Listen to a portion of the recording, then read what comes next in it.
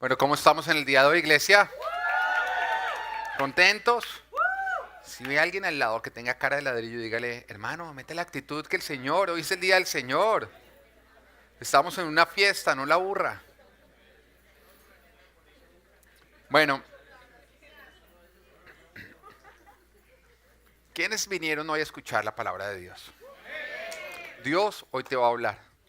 Le va a hablar a tu espíritu, así que abre tu corazón, dispón tu espíritu y permite que la palabra de Dios entre en ti. Dile, Señor Jesús, yo sé que tú estás en este lugar. Yo sé que tú vas a hablar. Ayúdame a escuchar, a entender y a practicar. Amén. Bueno, quiero empezar por contarles que esta semana con mi esposa empezamos un proyecto en la casa que fue el de enseñarle a mi hijo Natán. Todos saben que yo tengo un hijo Natán que se llama Natán, tiene 10 mesecitos, un hermoso bebé. Y empezamos con el proyecto de enseñarle a dormir solo. Hasta el momento, la forma en la que él se dormía era justamente con mi esposa dándole pecho. Era la única manera que él conocía para dormir. Que mi esposa lo conectara en el pecho y en este momento él se iba a stand-by, se iba a sleep. Es la única manera en que él lo lograba hacer. ¿Pero qué significaba esto? Significaba que siempre al inicio de la noche mi esposa tenía que ir a encerrarse con él, a justamente conectarlo en el pecho hasta que él se quedara dormido. Y una vez que estaba dormido y pasar varios minutos, ella lo ponía en la cuna para para ella poderse ir a acostar. Pero cuando ella lo iba a poner en la cuna y por alguna razón él se despertaba, le tocaba empezar el proceso nuevamente. O sea, a veces ella había logrado dormirlo, ella estaba cansada, estaba agotada, y lo iba a poner en la cuna y de pronto uno que no trataba de hacer, se le caía algo por allá a uno en la cocina. No, ¿quién dijo que salía? No, mentira, salía furiosa, lógicamente, en ese instante, porque era el trabajo que ella había echado a perder.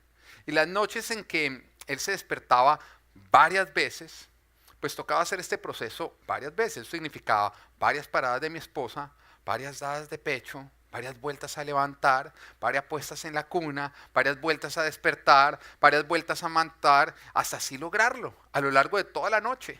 Y mi esposa, la verdad es que ya venía cansada. Llevaba 10 meses sin poder dormir de corrido y teniendo que cumplir con todas sus labores del día a día.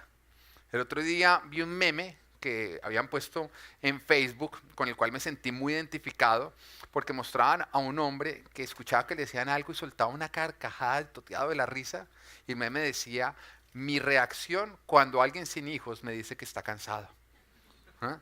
Y aquellos que tenemos hijos creo que nos sentimos identificados con eso. Cuando uno de pronto ve a alguien soltero, oiga, soltero, dice, no, es que estoy muy cansado, uno le da hasta mal genio, ¿no? Uno, como espérese que la vida es más dura de lo que tú crees. Uno con hijos como que uno conocía lo que era cansado y después lo que es tener hijos. Hay veces en que uno físicamente, uno se siente como que imposibilitado. Hay veces en que mi cuerpo me dice, no hay manera, no me levanto, no me levanto. Y a uno le toca levantarse. Y veníamos así 10 meses súper cansados, días en que nos íbamos a acostar supremamente cansados. Y Natán durante toda la noche despertándose, despertándose, despertándose, despertándose. Y mi esposa, tengo que decirlo en público, que ha sido una excelente mamá, la mejor mamá de todas. Una excelente esposa, una excelente mamá, un matripunto ahí. Pero ella ya estaba agotada, ya estaba cansada. Y yo, pues cuando la veía así cansada, para mí era muy difícil ayudarle. Porque como les digo, la única manera en que Natán conocía o que la única manera en que él se iba a dormir era si uno le daba pecho. Y lastimosamente, o más bien para el bien de los hombres, ninguna mujer ha inventado, digo ninguna mujer ha inventado porque a ningún hombre le interesa inventar, ninguna mujer ha inventado unos pechos artificiales de silicona que boten leche y que los hombres nos podamos poner, ¿no? Ese sería el invento perfecto para las mujeres. Algo que uno se pusiera y que tuviera el olor uno de ellas, que uno pudiera despistar al niño y que uno le tocara pararse. Pero lastimosamente ninguna mujer, están tan cansadas todas que no han podido salir a inventarlo. ¿Ah? ¿Sí existen? Bueno, Andrés, te los van a comprar el día que tengas un hijo. Gracias por no haberle contado a mi esposa que existían. El tema es que mi esposa estaba supremamente agotada, estaba cansada. Y nosotros habíamos escuchado a José y Daniela que ellos habían aprendido una técnica que se llama como la técnica de los 7 días, en la cual se le crea una rutina al bebé, como se ora con él, se le lee un cuento, se le da un muñequito, se le acuesta a dormir, se le apagan las luces y se cierra la puerta. Después de eso, si el niño llora, pues uno entra cada 5 minutos, lo vuelve a acostar, lo acaricia, le explica que él se va a dormir, que todo está muy bien, y uno se sale del cuerpo. Y así uno lo hace hasta que se duerma. Al siguiente día lo hace cada 10 minutos que uno va entrando, y al siguiente día uno lo hace cada 15 minutos. Entonces José y Daniela nos habían dicho que ellos lo habían hecho y que les había servido mucho con el niño. De hecho, José me dijo, no, mire, me lloró 5 minutos, yo volví a entrar, le expliqué, lo volví a acostar y volví a salir, me volví a llorar, pero la segunda vez que yo fui ya se quedó dormido. Y me dice, y desde el momento venimos felices con mi esposa. Yo no soy de Daniela, y Daniela que se ve como, más, como mejor, ¿no? Y José también. Ella se ve menos ojerosa y José se ve menos regañado. Entonces uno dice como que, oiga, uno como que los miraba con esa envidia, no de la buena, de la mala. Uno decía, uy, Matías, ¿por qué no aprendes a no dormir otra vez? No, mentira. Y ellos nos habían hablado de toda esta técnica, pero nosotros nos habíamos atrevido a hacerla. La habíamos escuchado, José me la había explicado a mí varias veces, Daniel se la había explicado a mi esposa. Pero el martes yo tenía gripa, estaba supremamente cansado. Y de pronto mi esposa sale del cuarto de Natán intentando dormir, sale agotada. Me dice, estoy cansada, estoy agotada. Natán, no, apenas lo suelto del pecho se pone a llorar, no quiere dormir, ¿qué hago? Como que yo le digo a ella, no posterguemos más, hagámoslo ya, intentémoslo. Entonces nos fuimos al cuarto y arrancamos lo que sería la rutina. Sin planeación así, simplemente fue como que ya, en este momento vamos a arrancar, el impulso está, arranquemos, y empezamos la rutina. Y oramos con él, y lo acostamos, y nos salimos del cuarto. Apagamos la luz y nos salimos del cuarto. Y pues para mi sorpresa, Natán no lloró, no, tumbó el cuarto a alaridos. Apenas se le escuchó, él tumbó el cuarto a alaridos. Empezó a saltar en la cuna de tal manera que de verdad yo creo que eran los vecinos de al lado, los de abajo, por todo lado. En ese momento a mí me quedó una tranquilidad. Yo dije, bueno, si no aprende a dormir, aprendió a saltar. Y cada 5 minutos, pues nosotros nos salíamos con mi esposa, esperábamos, cronometrábamos el tiempo y cada 5 minutos yo entraba nuevamente al cuarto, la acostaba, mi esposa ya se quedó afuera, yo la acostaba nuevamente, pero para acostarlo tocaba hacer presión, o sea, él era a luchar, él estaba parado como que acuéstate. Lo acariciaba, él no se dejaba acariciar, pero yo lo acariciaba, además le explicaba como, mi amor, es que te tienes que dormir solo, mamá está cansada, nosotros vamos a estar acá, todo está bien, y me volví a salir. Pero cada vez que me salía, era peor. Él gritaba más fuerte, saltaba más fuerte, cogía contra la cuna, se golpeaba en su boquita contra la cuna. De verdad como que uno llegaba y decía, oiga, esto es así, si viene Children and Family me lo van a quitar. Estoy torturando al niño. Cada vez el niño se veía con más desespero. Y en ese momento mi hijo, mire, él no tuvo que hablarme para hablarme. Y cada vez que yo entraba, él me miraba y me decía con grito, me decía, ¿por qué haces esto? ¿Qué te he hecho? ¿Por qué ya no me amas, papá? Y yo salía de ese cuarto con el corazón destrozado. Todo para encontrarme una hermosísima esposa que se sentía igual. Era como que no había por ningún lado. Ella también se sentía culpable. Y no solamente eso, sino que ella se sentía preocupada porque Daniela a ella le había explicado ciertas cosas que José a mí no me había explicado. El problema cuando usted le van a explicar algo, vaya a la mujer, ¿no? Porque el hombre todo lo cuenta. Mire, 20 veces le pregunto, José, cuéntame cómo es, cuéntame eso. Después cuando ya lo hemos hecho, sí, tocaba hacer eso, sí, tocaba. Todo lo que no me lo había dicho. Entonces ella me decía, pero es que Daniela a mí me dijo que tocaba hacer esto, es que tú no sabes. Entonces yo los 5 minutos era buscando en internet la estrategia de los 7 días, saber cómo se estaba haciendo, tratando de entender, con Natán llorando, con mi esposa preocupada, tratando de explicar que sí lo estábamos haciendo bien. Mire, no fue una bonita experiencia. Pero cuando ya estaba a punto de darme por vencido, yo le estoy diciendo a usted que ya habíamos durado más o menos 1 hora de entrar, salir. Y cuando yo ya estaba a punto de darme por vencido, de hecho yo salí y le dije a mi esposa, acabo de leer que si uno se da por vencido, es peor.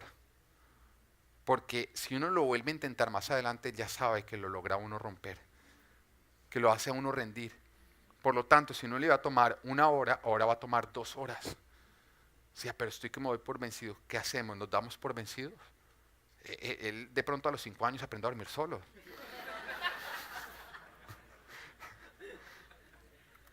Y en ese momento, cuando ya estábamos a punto de rendirnos, se quedó dormido. Se quedó dormido y por primera vez en 10 meses pasó toda la noche dormido. Hasta las 7 de la mañana. Mire, fue tanto el silencio que yo me preocupé. No pude dormir.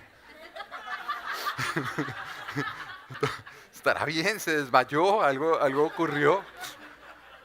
Después de un rato le dije a mi esposa, mi amor, yo sé que se puede despertar, pero me toca ir a mirar. ¿Ah? Y yo lo miro y mirando a ver que si estuviera respirando, ya cuando infló como que se inflaba la barriguita y como que todo, yo dije, sí, mi amor, se quedó dormido. Y así pasó toda la noche. Y ahí siguieron, son 7 días, ¿no? Ahí vamos, todavía no han terminado los 7 días, vamos 5 días. Pero cada día viene siendo más fácil, más fácil y más fácil. Y el resultado que yo he obtenido con todo esto es ver una esposa más descansada, menos cansona, más amorosa, con más energía. Mire, después de 10 meses me volvió a hacer el desayuno y todo. Los resultados han sido excelentes. Y así hemos continuado y hemos visto la mano de Dios y todo ha venido siendo más fácil. Pero cuando estábamos en este proceso, yo tenía el corazón roto, porque no es fácil uno ver llorar a quien uno ama tanto. Además que uno tiene, digamos, como que en ese momento la posibilidad de calmar el llanto. Es tan fácil como que si tú lo tomas en tus brazos, él ya se queda callado. Es algo como que ese ser que uno ama tanto, tanto, tanto, que uno entregaría su vida sin pensarlo 2 veces por él, con que tú simplemente hagas esto, él ya diría, soy el bebé más feliz del mundo y te amo a ti, que eres el mejor papá del mundo. Y todo sería perfecto. En ese instante que uno lo está mirando, uno dice, Señor, ¿estoy haciendo lo correcto? Porque me preocupa hacerle daño. Hay veces que uno cree que uno les hace daño si uno los deja ahí, ¿no? Uno cree que si uno a un niño no le da todo lo que el niño quiere, uno crea un maleante. ¿Ah? Entonces yo, Señor, ¿estoy haciendo lo correcto? Y el Señor llega y me responde en ese instante. Y me dice a través de Hebreos capítulo 12, versículo 11. Ciertamente, ninguna disciplina en el momento de recibirla parece agradable, sino más bien penosa.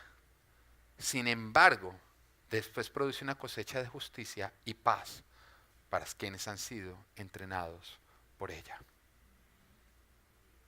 El Señor me decía, sí, no es agradable, parece penoso, aplicar la disciplina no es el proceso que las personas escogerían como hobby, pero lo que produce el aplicarla es una cosecha. Y recuerden que estamos en la serie de ¿qué? De dar fruto, de dar cosecha. Dios en ese instante me empezó a hablar de la importancia de la disciplina. Me decía, si tú quieres ser un buen padre, tú vas a tener que disciplinar a tu hijo. Si tú quieres ser un buen padre, tú vas a tener que disciplinar a tu hijo.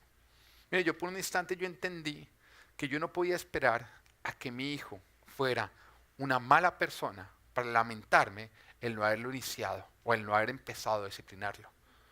Yo entendí que ese era el inicio o que Dios me estaba diciendo, bueno, bienvenido al mundo de ser padre. Todo lo que tú vas a hacer no va a ser agradable ni aplaudido por él. Pero tu función como padre es instruirlo por el camino del bien. Y recuerda que este bebé, por más de que tú lo ves perfecto, tiene una naturaleza caída. Porque es que hay algunos que creen que sus hijos nacieron angelitos, pero seamos sinceros, no nacen angelitos. Un niño no nace angelito. Los niños nacen malos. Son crueles, son egoístas, son malos. Una vez escuché a alguien repetir lo que otro predicador dijo y decía, los niños son pequeños para que no nos puedan matar. Y son tiernos para que nosotros no los matemos. Lo dijo otro predicador, si no le gustó, fue otro predicador el que lo dijo. Nuestra función como padre es enseñarles el buen camino. Los niños no nacen buenos, los bebés no nacen buenos. Nacen con una naturaleza que tiene que ser corregida, con una maldad que tiene que ser purgada. Y para todo esto es importante justamente la disciplina. Y aunque sea desagradable y penosa, es importante para alargar la vida y para salvar del sepulcro. Proverbios capítulo 23, versículo 13 al 14 dice, no dejes de disciplinar al joven, que de unos cuantos azotes no se morirá. Dale unos buenos azotes y así lo librarás del sepulcro. Aunque es dolorosa, libra del sepulcro. No es agradable, pero libra del sepulcro. Acá quiero aclarar que yo no estoy hablando de castigar, que es vengar las acciones pasadas. Estoy hablando de disciplinar, que es discipular o mentorear para corregir el camino y enseñar el camino correcto y que así él lo aprenda a practicar. Además, la prédica de hoy no es acerca de cómo tú tienes que disciplinar a tus hijos, aunque espero que te sirva también para aprender a disciplinar a tus hijos. Porque Proverbios 29, versículo 15 dice, la vara de la disciplina imparte sabiduría, pero el hijo malcriado avergüenza a su madre. En otras palabras, ¿quién es el encargado de que un hijo crezca siendo sabio y no una vergüenza para su madre? El padre. Tú tienes que aplicar la disciplina. Algo que como padres no nos gusta aplicar, pero que nuestros hijos necesitan tanto, tanto, tanto, que si tú lo amas, tú lo vas a hacer. Pero como les decía, la prédica de hoy no es acerca de cómo disciplinar a nuestros hijos, ni de cómo enseñarles a dormir o cuándo. No. Yo sé que muchos ni siquiera probarían el método que yo acabo de explicar. Yo no vengo a discutir esas cosas. Hoy te vengo a predicar, hoy el Señor te viene a hablar es acerca de la importancia de la disciplina en tu vida para dar fruto. ¿Cómo tú necesitas disciplina para poder dar fruto? Considero que la falta de fruto en la vida del cristiano no es por falta de capacidades. Porque la palabra de Dios nos dice en Filipenses 4:13, un versículo que todos sabemos muy bien, que dice, todo lo puedo en Cristo que me fortalece. Ok. O también nos dice y nos asegura en Marcos capítulo 9, versículo 23, para el que cree, todo es posible. Tampoco considero que la falta de fruto en la vida del cristiano sea por falta de sabiduría o por falta de inteligencia. Porque en 1 Corintios capítulo 2, versículo 16 dice, nosotros por nuestra parte tenemos la mente de Cristo. O en Santiago 1:5 que nos dice, si a alguno de ustedes le falta sabiduría, pídasela a Dios y Él se la dará a Dios. Ya le está prometiendo que si usted no es sabio, se la pida y Él le va a dar sabiduría. Porque todo el que pide, pues Dios da a todos generosamente sin menospreciar a nadie. Tampoco creo que la falta de fruto en la vida del cristiano sea por falta de recursos. Porque Mateo capítulo 7, versículos 7 al 8 dice, pidan y se les dará, busquen y encontrarán, llamen y se les abrirá. Porque todo el que pide, recibe, el que busca, encuentra, y al que llama, se le abre. También nos dice Romanos 8:32, el que no escatimó ni a su propio Hijo, sino que lo entregó por todos nosotros, como una obra de darnos generosamente, junto con Él, todas las cosas. No es falta de recursos. Cuando el Señor nos dice a nosotros que Él te dará todas las cosas, esto no es una palabra cliché, ni es una palabra que es religiosa, es una verdad. Todo lo que en Cristo Jesús nosotros tenemos todo, no nos hace falta nada. Disponemos de todos los recursos. Pero si no es falta de sabiduría, de inteligencia, de capacidad, entonces ¿a qué se debe la falta de fruto en el cristiano? Falta de disciplina. Que conociendo el camino y teniendo la capacidad para caminarlo, no lo caminamos de principio a fin, sino que nos dejamos vencer por los obstáculos que son responsabilidad nuestra y que logramos vencer si tan solamente somos disciplinados. El título de hoy, para los que les gusta anotar, es Dando fruto con disciplina. Dando fruto con disciplina. Vuelvo y te aclaro. Te estoy hablando de la importancia de que tú te disciplines a ti mismo. La importancia de que tú empieces a aplicar todos los principios de Dios con la disciplina que tú tienes que desarrollar. Tenemos que ser personas disciplinadas. De la misma manera en que nosotros tenemos que enseñarle a nuestros hijos a ser disciplinados, a tener ciertas disciplinas en el dormir, en el comer, en el ejercitarse, en el estudiar, nosotros también tenemos que vivir esas disciplinas en nuestras vidas si queremos dar fruto. Pero una persona indisciplinada es una persona que no va a llegar nunca a la meta que tiene. Mire, el otro día alguien me hablaba de un video acerca de un empresario japonés que llega a un país latino. Yo le voy a reconocer, yo no vi el video, lo escuché de una persona que me lo describió, así que si usted vio el video, yo me estoy quitando alguno de los datos, no lo vi, ¿ok? Pero yo tengo el micrófono, así que lo voy a contar a mi manera. ¿Listo? Y este empresario japonés está en un país latino y él cuenta que cuando él está en ese país latino, los latinos lo ven a él y dicen, es que los japoneses son más inteligentes y que los japoneses tienen fama de ser más inteligentes justamente pues porque digamos que están en países más desarrollados y más tecnológicos y que han tenido muchísimos avances. Pero que cuando él empezó a vivir entre los latinos, él se dio cuenta que esto no era una verdad, que justamente los latinos eran más inteligentes, eran más creativos y tenían más facilidad para aprender. Pero entonces vino la pregunta, pero entonces ¿por qué son menos productivos? Y él lo dijo muy sencillo, porque el latino arranca, pero se desanima y abandona y no lleva los procesos hasta el final. Mientras que el japonés, siendo menos creativo, menos inteligente, es más disciplinado. La diferencia entre uno y otro es simplemente la disciplina. A ti de nada te sirve saber hacer las cosas, ser muy inteligente, si no las haces. Tú tienes que llevarlas a cabo. No es suficiente conocer el camino. Si ya sabes el camino, ahora tienes que recorrerlo. Y lo recorres con disciplina. Lo que nos lleva a nuestro primer punto. ¿Qué es la disciplina? Vamos a entender qué es la disciplina.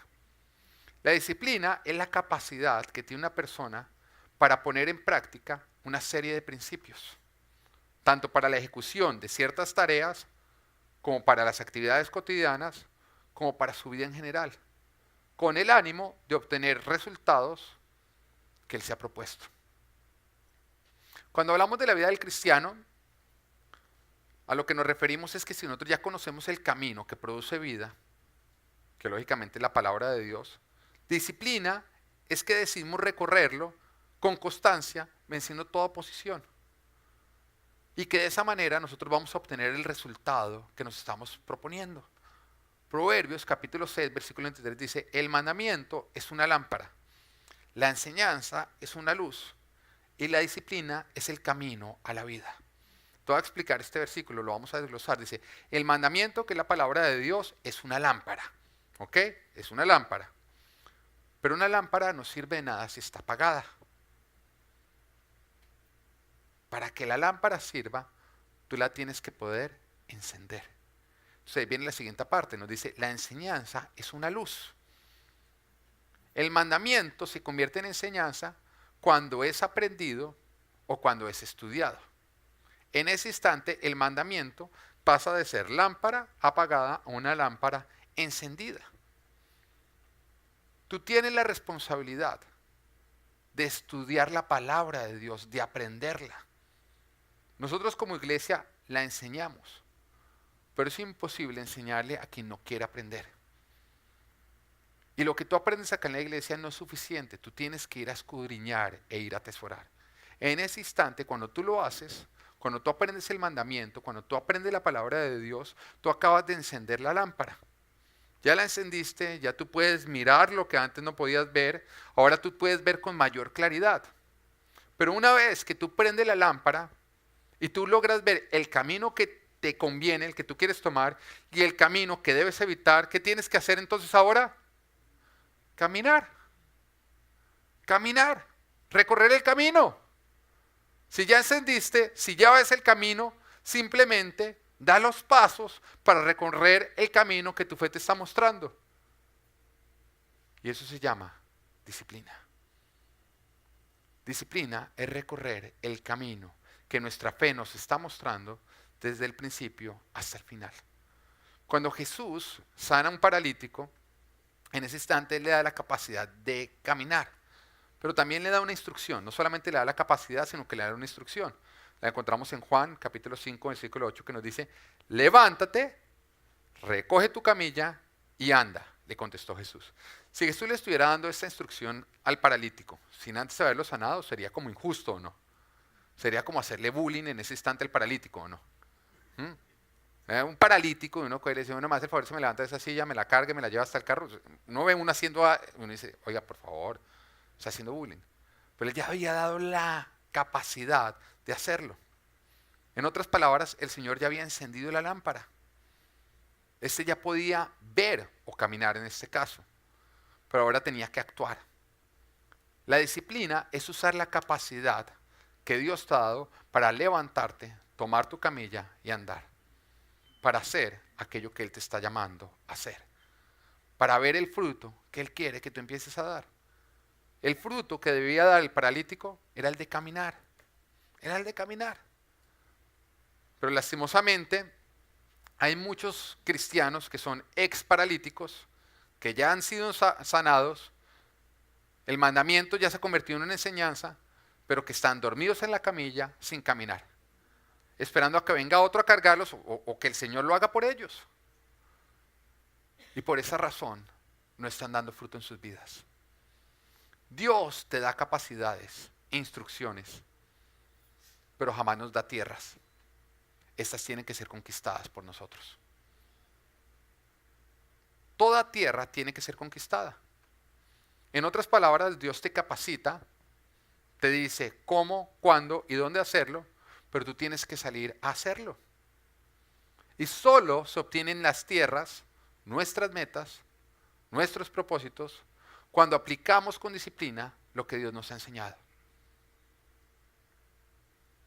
Pero ¿por qué la gente está abandonando la disciplina? ¿Por qué la gente no está avanzando hasta obtener la meta? Por lo que dice Hebreos 12, capítulo 11. Porque ninguna disciplina en el momento de recibirla parece agradable, sino más bien penosa. Porque cuando empezamos a aplicar la disciplina, no la disfrutamos, nos parece penoso y entonces abandonamos. La evadimos simplemente porque no es agradable y porque es penoso. Y por esa razón no estamos dando fruto. Deuteronomio capítulo 8, versículo 5 nos dice: reconoce en tu corazón que, así como un padre disciplina a su hijo, también el Señor tu Dios te disciplina a ti. ¿Qué nos está diciendo eso? Nos está diciendo que de la misma manera en que yo le enseñé a mi hijo a dormir, o a que él desarrollara la disciplina de dormirse solo, el Señor también nos toma a nosotros y nos ayuda a desarrollar disciplinas para que logremos hacer las cosas que nosotros debemos hacer para alcanzar las metas que Él tiene para nosotros. El Señor nos disciplina, sí.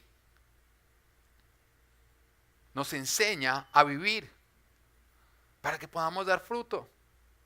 Y aunque no es agradable, es un poco penoso, es la única manera en que nosotros obtendremos cosechas. Cuando yo le estaba enseñando a mi hijo a dormir, de verdad que en un momento me sentí el peor papá de todos.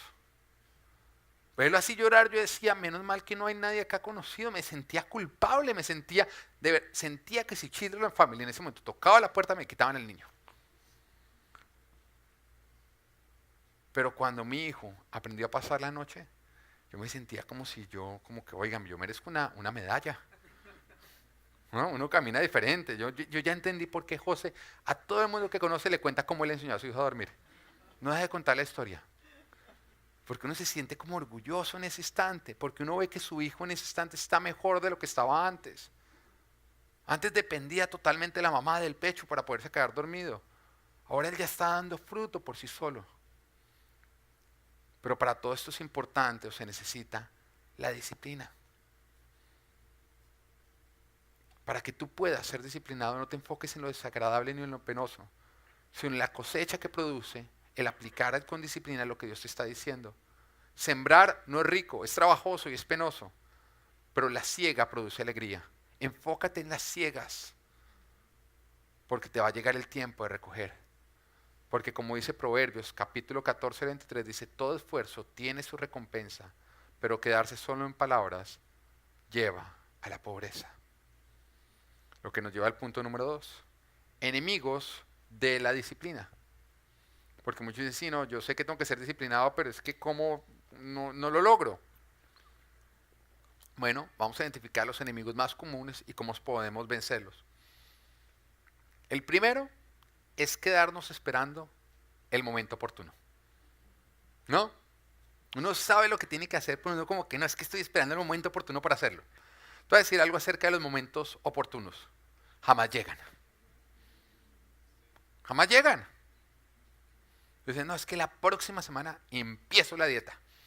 ¿Por qué la próxima semana? Entonces, no, porque es que la próxima semana voy a estar en tal lugar y es que acá tal cosa y acá huele el pan caliente que sacan y yo no sé qué. Entonces empieza a meter todos los cuentos de por qué el momento oportuno no es ya, sino es después. ¿Ah? No es que la próxima semana empiezo a hacer ejercicio. ¿Por qué la próxima semana? ¿Por qué no ya?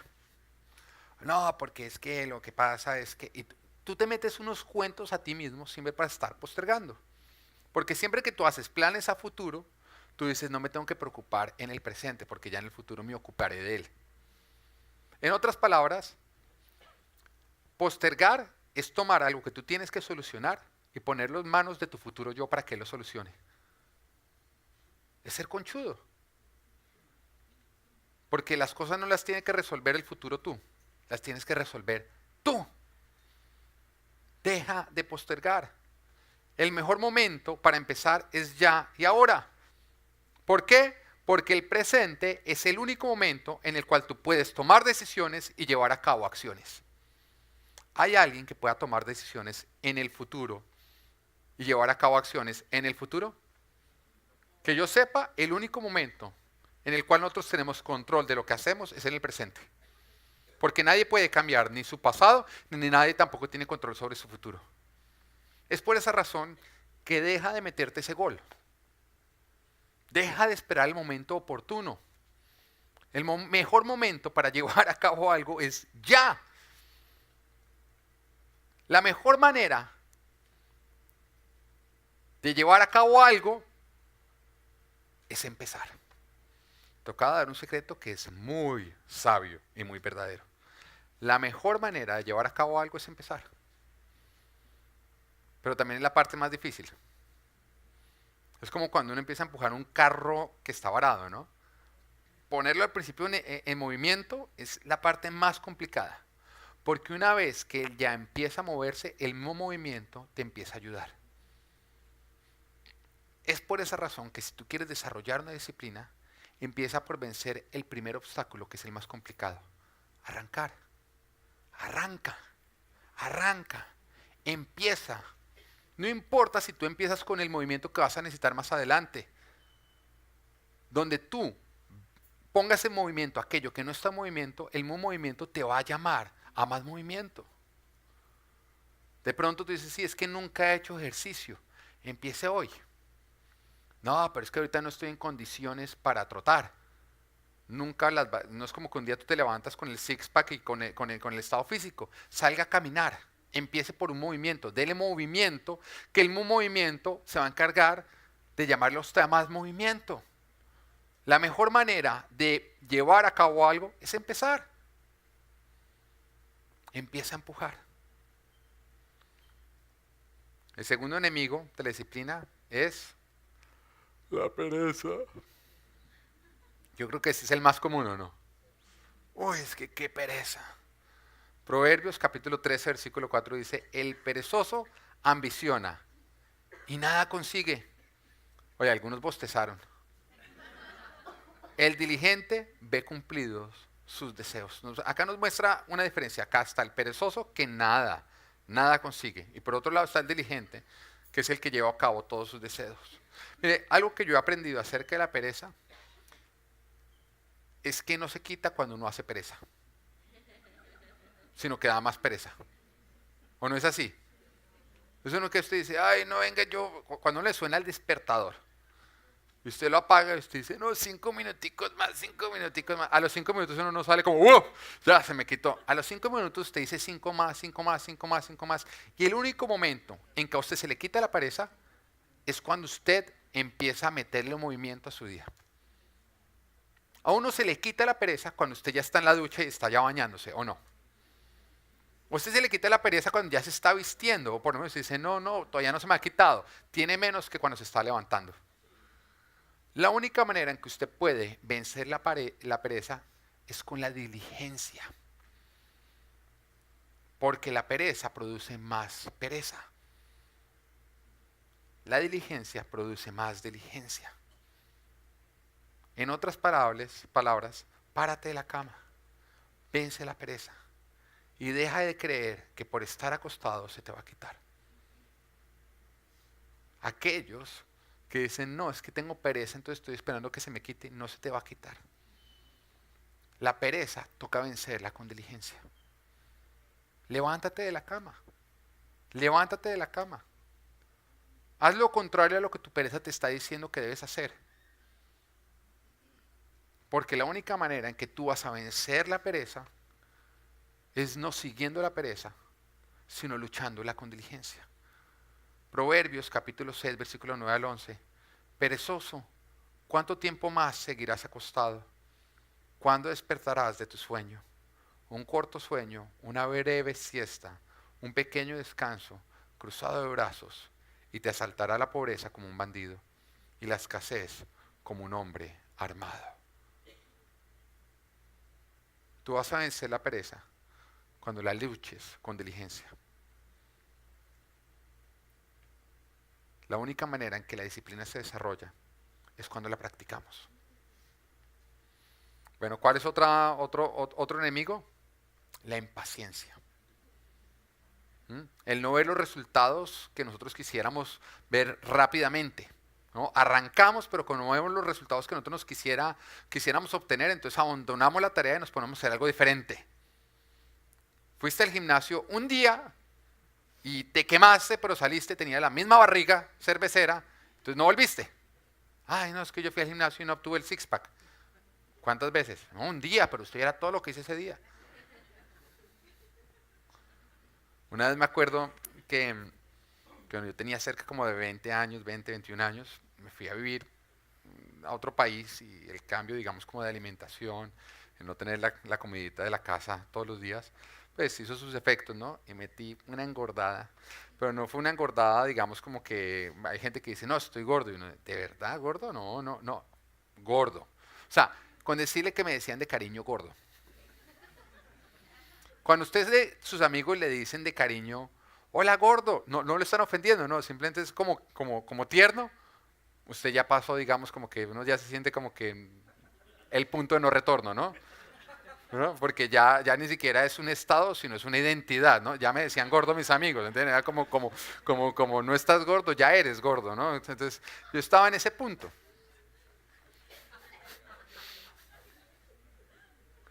¿Qué pasa, gordo?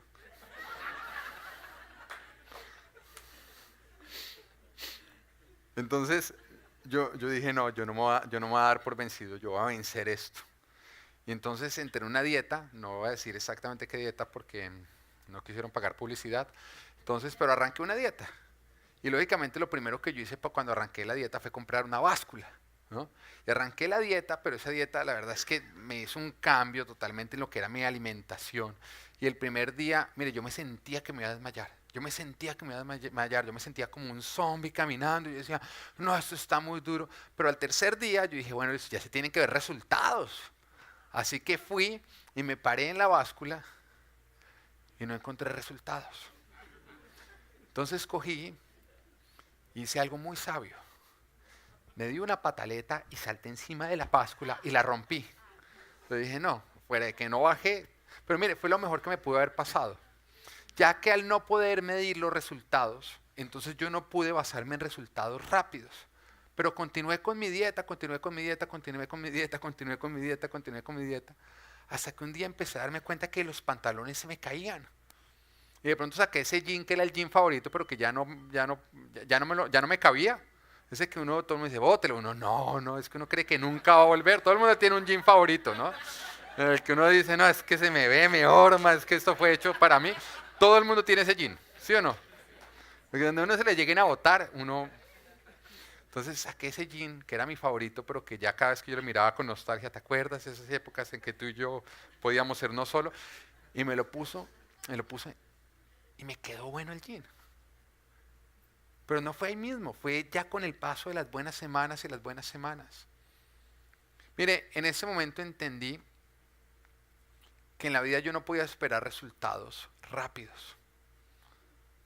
Y que mi enfoque no podían ser los rápidos resultados, sino tenía que ser el hacer las cosas con disciplina.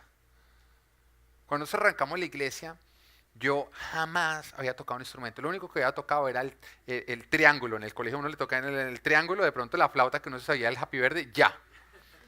Pero yo empecé a darme cuenta que todos tocaban instrumentos. Y yo un día le dije a José, José, yo siempre he pensado que ya se me hizo tarde para aprender un instrumento. Porque esa es la mentira que uno siempre mete, ¿no? Con el que usted mira hacia atrás y te dice, si hubiera sabido joven, pero es que ya uno está muy viejo para aprender eso, uno ya viejo uno no aprende, ¿no? Esa es la peor mentira, que usted no puede creer eso. Yo más bien entendí una verdad, yo dije, si yo me pongo a practicar guitarra, aunque esté viejo, dentro de 5 años, yo tengo que saber. No estoy hablando dentro de un mes, estoy hablando dentro de 5 años, yo tengo que saber. Así que tomé, le dije a José, me prestaba una guitarra, él me prestó una guitarra y no me enfoqué en los resultados rápidos. Yo dije, no, yo me resulté, mi enfoque no era voy a aprender un mes, mi enfoque era voy a aprender en 5 años. Pobre mi esposa, ¿no? Porque claro, yo dándole, y a ratos cogía y decía, ya, por favor, suelta esa guitarra. Pero el no enfocarme en esos rápidos resultados me sirvió para no desanimarme. Yo no estoy diciendo que actualmente toque perfecto guitarra, pero toco guitarra. Ayer, por ejemplo, en los bautizos no pude ir José porque arrancó a estudiar. Fui yo con la guitarra y toqué la guitarra. Varias veces me he montado con la alabanza y lo toco, en los ayunos toco con ellos. Y esto simplemente se obtuvo o lo logré porque no me enfoqué en los rápidos resultados, sino que más bien fui disciplinado en seguir el proceso de aprender. No te enfoques en los rápidos resultados. Simplemente sigue el proceso, que los resultados van a venir simplemente como resultado. Porque la palabra de Dios nos dice que todo esfuerzo produce su resultado. Todo esfuerzo produce su recompensa.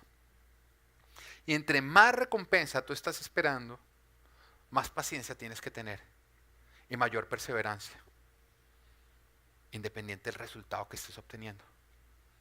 Porque el mismo Hebreos 11:1 dice, ahora bien, la fe es la garantía de lo que se espera y la certeza de lo que no se ve. Mira, hasta para la fe tú tienes que saber esperar, sin desesperar y sin abandonar. Entre más grande es la meta, más te va a requerir a ti seguir caminando con disciplina. Es por esa razón que los más exitosos no son todos. Porque para ser muy exitoso tú requieres ser muy disciplinado. Y Dios te está disciplinando. Hay muchas cosas que Dios te tiene a ti insistiendo, sin que tú veas resultados. Porque Dios te está haciendo una persona disciplinada. Porque los planes que Dios tiene para ti son planes grandes. Son planes grandes. ¿Qué dice Jeremías 29:11? ¿Qué dice? Yo sé muy bien los planes que tengo para ustedes. ¿Cuáles son, Caro? De bienestar y no de calamidad. Ok, ¿son grandes? Ok, sin disciplina no se obtienen. Si es grande, te va a requerir mucha disciplina. Y por eso Dios te está disciplinando. Bueno, disciplinar no es que Dios te está castigando. Disciplinar es que Dios te está corrigiendo para que tú conozcas el camino correcto y tú camines a lo largo de él sin desanimarte y sin abandonarlo. Y tú solamente vas a ser disciplinado si no eres impaciente. Hay un versículo que a mí, la verdad, yo no lograba entender. Era cuando yo leía que Jacob trabajó 7 años por la que sería su esposa, por Raquel, pero que le pareció poco tiempo. Yo decía, este Jacob es raro, a mí me da mal genio, ¿no? Yo decía, lambón, no sea lambón con Dios, ¿cómo le va a parecer poco tiempo, 7 años, no? Yo lo veía como ese lambón que cogía de Dios y ¿cómo te ve? Ay, no me pareció poquito el tiempo, porque no sea lambón, ¿cómo le va a parecer poco tiempo, 7 años, por esperar esposa? Aquellos que están esperando que Dios les traiga a su pareja, si yo les digo, no te preocupes, Dios me acaba de revelar, en 7 años te la trae, ¿ustedes salen bravos o no? Y si alguno de ustedes sale diciendo, ay, tan rápido, el resto lo linchan. Entonces yo ese versículo no lo entendía. Yo decía, Señor, ¿por qué Jacob es así de raro? ¿Por qué le pareció poco tiempo, 7 años? Yo esperé por mi hijo, esperamos justamente con mi esposa 7 años para quedar embarazados. Y me pareció una eternidad. Pero en el momento en que mi hijo nació y yo vi el tamaño de la bendición, yo me volteé y dije, apenas fueron 7 años. Señor solamente tuvo que esperar 7 años por él. Y me volví igual de raro a Jacob. El problema o la diferencia... Andrés, por favor. Y al lado mi papá diciendo esas cosas. El problema de Jacob, o la diferencia con Jacob, es que Jacob ya conocía el tamaño de su bendición, porque él ya había visto a Raquel. ¿Entiendes? Y cuando su suegro, o el que sería su suegro, le dijo, trabaja para mí 7 años, él dijo, uy, le metí una tumbada a este tipo. Porque él ya conocía el tamaño de la bendición. La diferencia entre Jacob y tú es que tú todavía no has visto el tamaño de la bendición. Pero si tú la vieras a través de tus ojos espirituales, te parecería poco tiempo. Y jamás, jamás cuando Dios te entregue algo, tú vas a decir, toda esa esperadera para esto. ¿Ah? Toda esa esperadera Dios para darme este monigote. Jamás te va a pasar eso. Porque los planes que Dios tiene para ti son grandes. Y por eso te está entrenando en disciplinarte. ¿Cuál es el otro enemigo de la disciplina? El miedo. Por miedo. En la parábola de los talentos nos dice que la razón por la cual el hombre que no produjo nada con lo que le había sido entregado fue justamente porque tuvo miedo. Miedo a fracasar. Y por eso fracasó, por no intentar. Mira, la razón más común por la cual las personas fracasan es porque no lo intentan, justamente por miedo a fracasar, y por eso fracasan. Hacer o intentar algo te puede producir como resultado un fracaso. Pero no hacer o no intentar algo siempre te producirá un fracaso. ¿Sí ve la diferencia? Hacer o intentar algo te puede producir un fracaso, sí. Pero no hacer o no intentar algo siempre te va a producir un fracaso. La manera más segura para obtener el fracaso es no intentar el éxito. Cuando nosotros íbamos a enseñarle a mi hijo, cuando estábamos, digamos, como que postergando el enseñarle a Natán a dormir, justamente lo que a nosotros nos llevaba a andar postergando era el miedo a fracasar, a que no fuera a funcionar. Porque es que Natán no es el típico bebé que fácilmente aprende, ¿no? Nosotros llevamos también 10 meses tratando de enseñarle a sentarse en el car seat juicioso sin llorar y no lo hemos logrado. ¿Hay algún proceso de 7 pasos, José, también para enseñar eso? No lo hemos logrado. También siempre a donde nos vamos se va con su música de... Yo ya he hecho canciones con eso. Le hemos puesto DVD, le hemos puesto de todo, el DVD ha funcionado un poco. Pero entonces yo dije, no hemos podido enseñarle a sentarse en el car seat de la iglesia a la casa, ahora le vamos a enseñar a dormir toda la noche. Entonces tenía miedo a fracasar, a que no fuera a funcionar. O también tenía miedo a crearle un trauma a él, un trauma psicológico. A que el otro día él se levantara y me dijera, no, ya no te amo. Oiga, qué triste, como nosotros creemos que si le damos todo de verdad a nuestros hijos, nosotros estamos levantando mejores seres humanos. Pero la Biblia dice lo contrario. La Biblia dice que darle todo a nuestros hijos, no disciplinarlos, los hace malvados.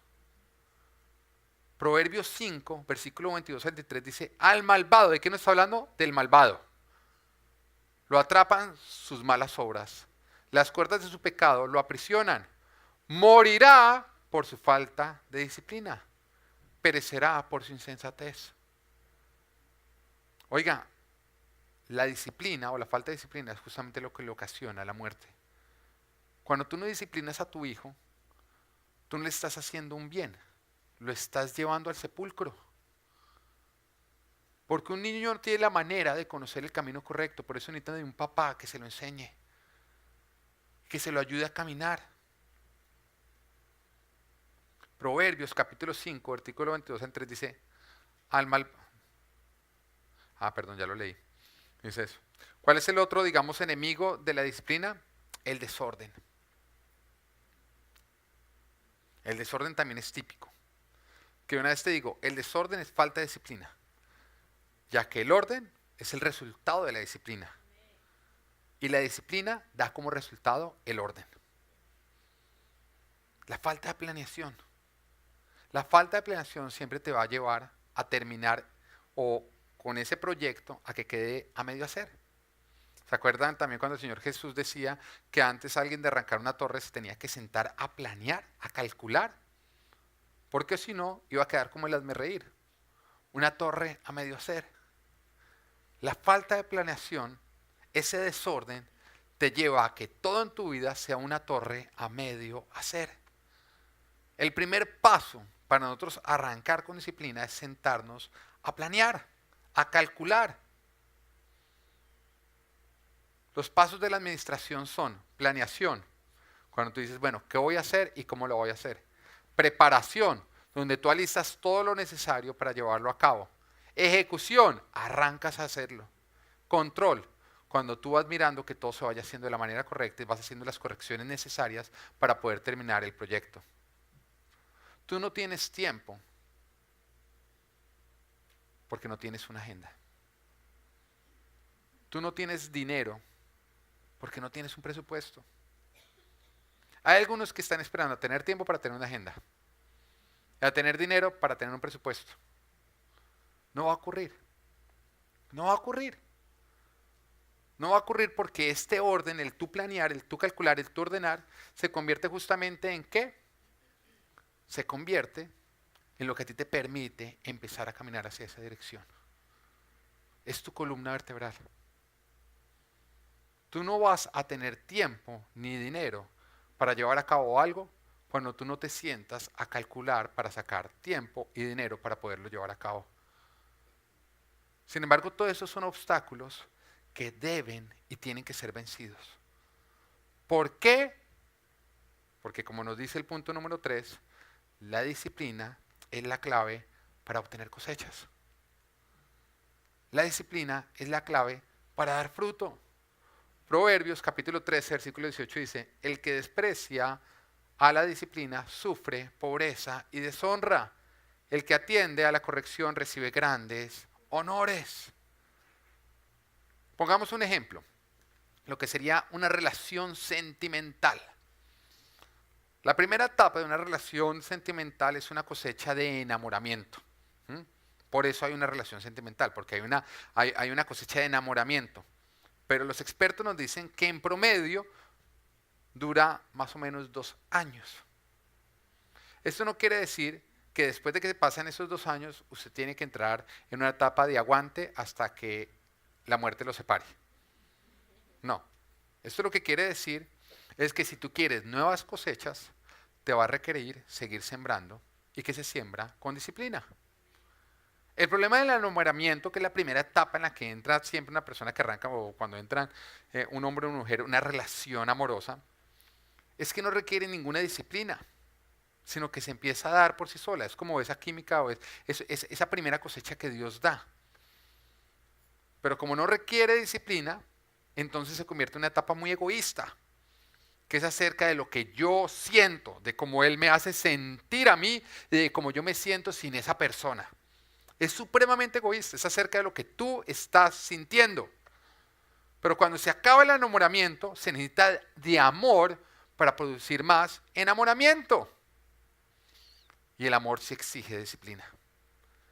Exige disciplina para ser paciente, exige disciplina para ser bondadoso, para combatir la envidia, para no ser jactancioso, para dejar el orgullo, para no comportarte con rudeza, para no ser egoísta, para no enojarte fácilmente, para no guardar rencor, para no deleitarte en la maldad, para regocijarte en la verdad, para disculparlo todo, para creer, para esperar y para soportar. Y solo así, cuando esto se aplica con disciplina, obtenemos lo que nos dice 1 Corintios 13, 8. El amor jamás se extingue.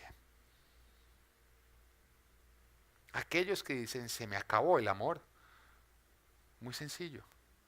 Dejaste de practicar con disciplina todo lo que produce el amor.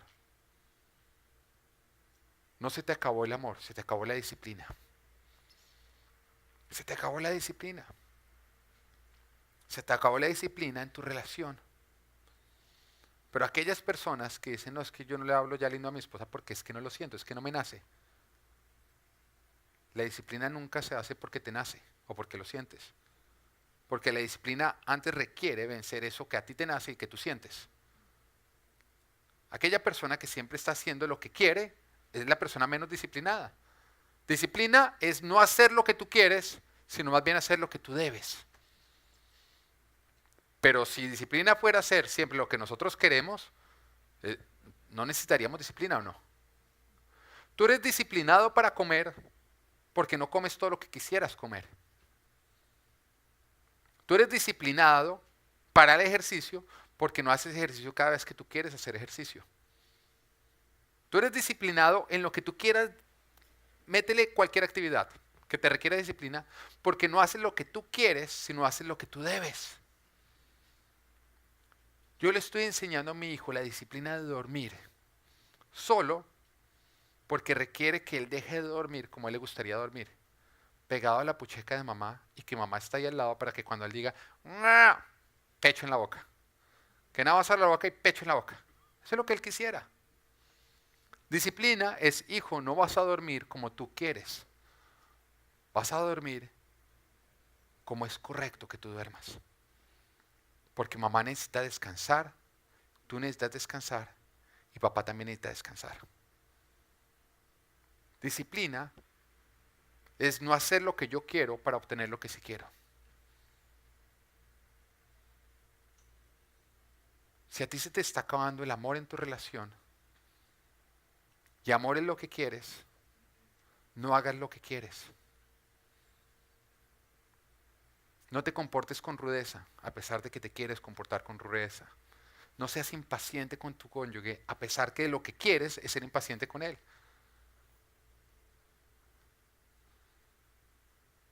No estés haciendo siempre lo que tu carne te está diciendo. Porque vuelvo y te repito, eso que tú sientes es producto de tu carne que es igual que un demonio. Y Satanás solamente sabe robar, matar y destruir. Y es justamente lo que tú vas a lograr si no te disciplinas. Por eso el fin del indisciplinado es el sepulcro. Porque Satanás es el más indisciplinado. Siempre hace lo que quiere, lo que su baja naturaleza le está diciendo que debe hacer. Tú nunca vas a obtener lo que tú quieres obtener mientras que sigues haciendo lo que siempre quieres hacer. La próxima vez que la excusa que tú te estés dando para no hacer aquello que tú debes estar haciendo, o sea, es que no me nació, es que no quise, yo quiero que pienses en que cada vez que haces lo que tú quieres o dejas de hacer lo que no quieres, estás construyendo lo mismo que Satanás quiere que tú construyas para tu vida. Muerte y sepulcro. Muerte y sepulcro. Y sabemos decirle muy bien a nuestros hijos, cuando ellos dicen es que no quiero, uno le dice es que tú no haces lo que tú quieres. Pero sabemos decirle poco a nuestro cuerpo y a nosotros mismos. Tú no haces lo que tú quieres, tú haces lo que tú debes. Jesús nos hizo a nosotros libres, no para que nosotros nos hiciéramos esclavos, sino para que nosotros esclavicemos todo lo que nos hacía esclavos. Tú antes eras esclavo de tus emociones, ahora tú puedes hacer a tus emociones esclavas de ti. Tú antes eras esclavo de tu cuerpo, ahora tú puedes hacer a tu cuerpo esclavo de ti. Tú eras esclavo de tus bajas pasiones, ahora tú puedes hacer a tus bajas pasiones esclavas de ti. Es simplemente disciplinarte y no ceder ante todo lo que tú quieres. Hay muchos que son muy buenos iniciando algo, pero después abandonándolo. Porque les encanta disfrutar de la emoción de arrancar algo nuevo.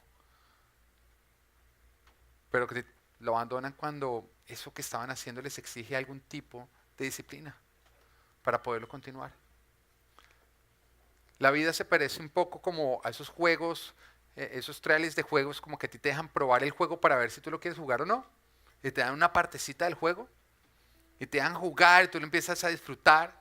Y ya cuando tú lo estás disfrutando, de pronto te sale un letrero que te dice: si quieres continuar, tienes que pagar tantos dólares. Y en ese instante, como ya, no es que ya cuesta, para continuar cuesta, entonces simplemente lo abandonan. Hay muchos que están arrancando con emoción su vida cristiana, con esa emoción inicial de estoy conociendo al Señor, pero cuando te requiere a ti algún tipo de exigencia, tú entonces lo abandonas. Hay muchos que están arrancando sus relaciones también con esa emoción de que al principio toda relación tiene una luna de miel, hasta una nueva amistad. Uno arranca una amistad y la gente que uno conoce dice: no, es que este tipo sí que chévere, que tal, no, qué pareja tan linda, que te dan los especiales, todo tiene un momento de luna de miel en el que tú simplemente disfrutas del inicio. Pero hay un momento en el que la vida te dice: para continuar tienes que pagar un precio. Y en ese instante la gente lo está abandonando y dice: ¿por qué no estoy dando fruto en mi vida? Porque las grandes recompensas te van a requerir un gran costo que tienes que pagar con disciplina. Primera de Corintios capítulo 9 versículo 25 al 27 dice: todos los deportistas se entrenan con mucha disciplina. Ellos lo hacen para obtener un premio que se echa a perder. Nosotros, en cambio, por uno que dura para siempre. Así que yo no corro como quien no tiene meta, no lucho como quien da golpes al aire. Más bien, golpeo mi cuerpo y lo domino, no sea que, después de haber predicado a otros, yo mismo quede descalificado. Sin disciplina no obtendrás metas. Sin disciplina no obtendrás fruto. Y al igual como ocurre en los deportistas, también es una verdad que ocurrirá en tu vida. Tú das fruto porque vives tu vida con disciplina. Amén. Nada es imposible.